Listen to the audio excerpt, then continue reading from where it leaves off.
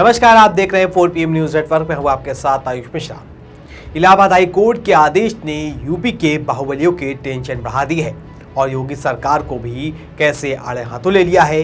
दरअसल प्रदेश में बढ़ते गन कल्चर और आपराधिक पृष्ठभूमि से आने वाले लोगों को जारी किए गए शस्त्र लाइसेंसों को लेकर हाई कोर्ट ने कड़ा रुख अपनाया है और ब्रजभूषण शरण सिंह, राजा भैया, धनंजय सिंह समेत 19 बाहुबलियों को जारी लाइसेंसों का ब्यौरा मांग लिया है। इसके साथ ही कोर्ट ने सरकार से पूछ लिया है कि इन लोगों को किन परिस्थितियों में शस्त्र लाइसेंस जारी किए गए, उनके खिलाफ कितने मुकदमे दर्ज हैं और उन्हें किस तरह की सरकारी सुरक्षा मिली हुई है। तो जिस तरह से हाई कोर्ट की सख्ती देखने को मिली है, उसने प्रदेश की सरकार को भी कटघरे में खड़ा कर दिया है। तो आखिर क्या है पूरा मामला, बताएंगे आपको इस रिपोर्ट में। दरअसल इलाहाबाद हाई कोर्ट में एक याचिका दायर की गई थी जिसमें आरोप लगाया गया था कि प्रदेश में शस्त्र लाइसेंस जारी करने और उनके नवीनीकरण में नियमों की अनदेखी की जा रही है। इसके साथ ही याचिकाकर्ता का यह भी कहना था कि कई ऐसे लोग हथियारों के लाइसेंस लेकर खुलेआम प्रदर्शन करते हैं जिनकी आपराधिक पृष्ठभूमि रही है। इससे समाज में डर और गन कल्चर को बढ़ावा मिलता है। इसके बाद इस मामले की जस्टिस विनोद दिवाकर ने सुनवाई की। इस सुनवाई के दौरान प्रदेश सरकार ने जो हलफनामा दाखिल किया, उसके आंकड़ों ने तो कोर्ट को भी हैरान कर दिया। सरकारी हलफनामे में राज्य सरकार की ओर से कोर्ट को बताया गया कि प्रदेश में 10 लाख से ज्यादा शस्त्र लाइसेंस धारक है।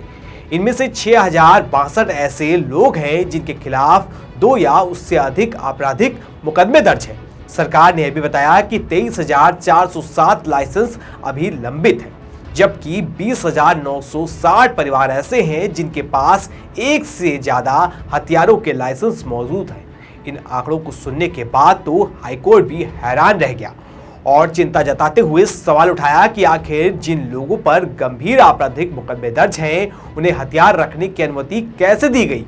इसके साथ ही हाईकोर्ट ने उन बाहुबलियों का पूरा आपराधिक रिकॉर्ड भी मांगा है जिनके नाम सरकारी रिकॉर्ड से गायब हैं। वहीं हाईकोर्ट ने बाहुबलियों को दी गई सरकारी सुरक्षा का भी पूरा ब्यौरा तलब किया है। कोर्ट ने जिन लोगों का ब्यौरा मांगा है उनमें ब्रजभूषण शरण सिंह, राजा भैया, धनंजय सिंह, ब्रजेश सिंह, विनीत सिंह, अब्बास अंसारी, खान मुबारक, अजय प्रताप सिंह उर्फ अजय सिपाही, संजय सिंह सिंगला, अतुल वर्मा, मोहम्मद साहब, सुधाकर सिंह, गुड्डू सिंह, अनूप सिंह, लल्लू यादव, बच्चू यादव और जुगनू वालिया जैसे नाम शामिल हैं।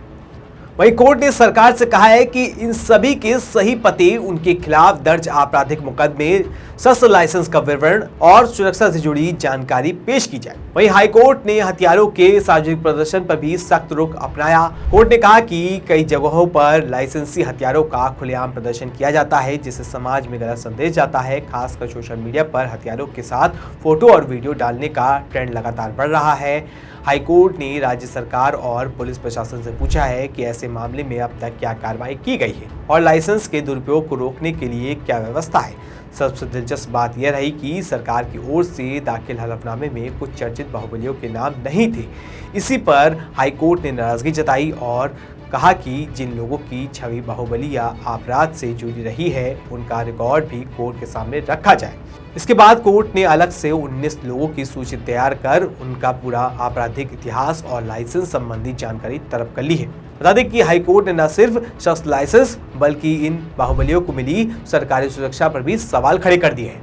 कोर्ट जानना चाहता है कि जिन लोगों के खिलाफ गंभीर मुकदमे हैं, उन्हें सरकारी सुरक्षा किस आधार पर दी गई है। साथ ही क्या सुरक्षा और हथियार दोनों साथ होने से कानून व्यवस्था पर असर पड़ता है। वहीं हाईकोर्ट के इस सख्त रुख को देखते हुए अब चर्चा तेज हो चली है, क्या आपराधिक पृष्ठभूमि से आने वाले लोगों के शस्त्र लाइसेंस रद्द कर दिए जाएंगे, जिस पर अब अंतिम फैसला कोर्ट और प्रशासनिक जांच पर निर्भर करेगा। आज सत्ता की आंखों में आंखें डालकर पत्रकारिता करना मुश्किल हो गया है।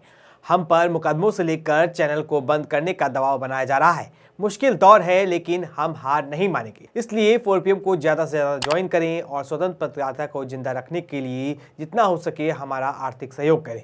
उम्मीद है कि आपके सपोर्ट से हम ये जंग जीत जाएंगे। लेकिन इस मामले में इलाहाबाद हाई कोर्ट का कड़ा रुख देखने को मिला है और कोर्ट ने अपर मुख्य सचिव गृह, पुलिस विभाग और सभी जिलों के अधिकारियों से विस्तृत जवाब मांगा है।